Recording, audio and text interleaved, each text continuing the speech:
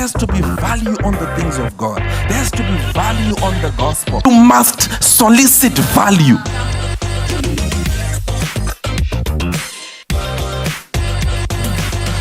There really is no room for subjectivity in the word, unless if your opinion is aligned to the word of God.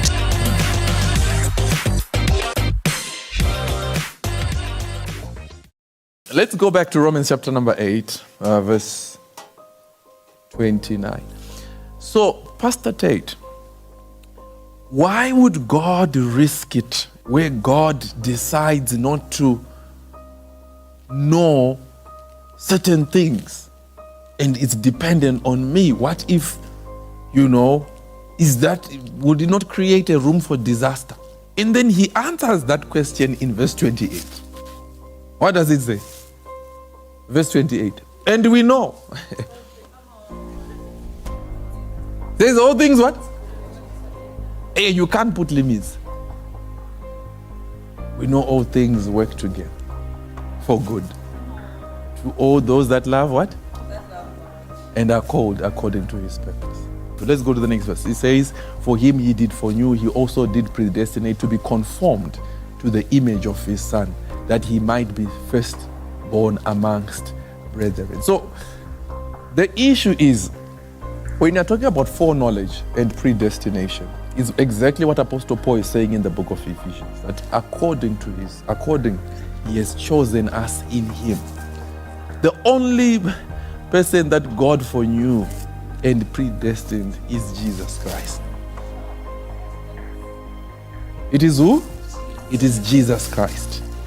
He is the only one that God 100% knows that this person is heaven bound.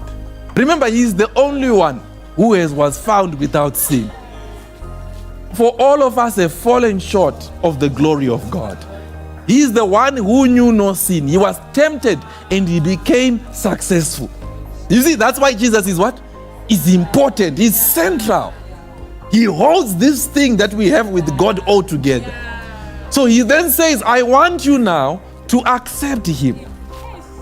When you accept him, he begins to look at you in the lens. It's like the moment you accept Jesus, God then just takes a lens. Jesus takes a lens and gives God, these spectacles, where he's just seeing you as Jesus through those lenses. He says, for him he did foreknow, he also did predestinate to be conformed to the image of his son. He is now saying we can now participate into those transactions because we already accepted Jesus. So when he's not talking about foreknowledge, predestination, he's saying, no, these are my children.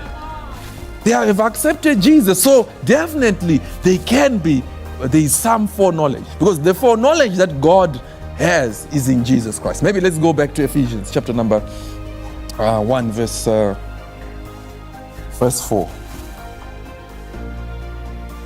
And the book of Ephesians is loaded. According he has chosen us in him. Do you see? He has chosen us in what? In him, right? Before the foundation of the world, that we should be holy and without blame before him in love. He's always in love. We are in Jesus. Let's go to the next verse. It says, having predestinated us unto the what? You see what they are talking about now.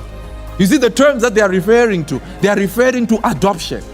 Once adoption has come, the son now has to realize, has to walk in the light of the new adoption. So that's one of the things that he's also highlighting to the church in Ephesus, that there was a spiritual adoption, where now you are a child of God.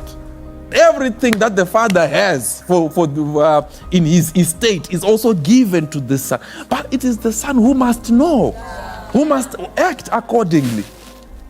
He says, having predestinated us unto adoption of children by Jesus Christ to himself, right? According to the good pleasure of what? Is it because of your works? The adoption they did everything because of the good pleasure of their will, and their will is to love us. They love us unconditionally. You have been adopted. Walk in that light. You are a child of God. There was so much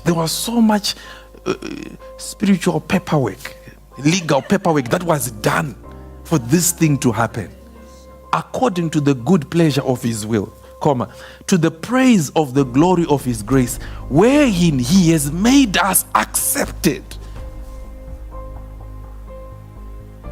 He has made us what? You see, past tense again. He has made us accepted. The way they construct the terms, you're not just accepted, this is in the beloved. Accepted forever. So many a times, like rejection. No, there is no rejection. So yes, you might be experiencing rejection. Now you have to now know I'm accepted in the beloved. Wherever I go, I'm accepted. I have acceptability. I have acceptability. If I step into the place, I have acceptability.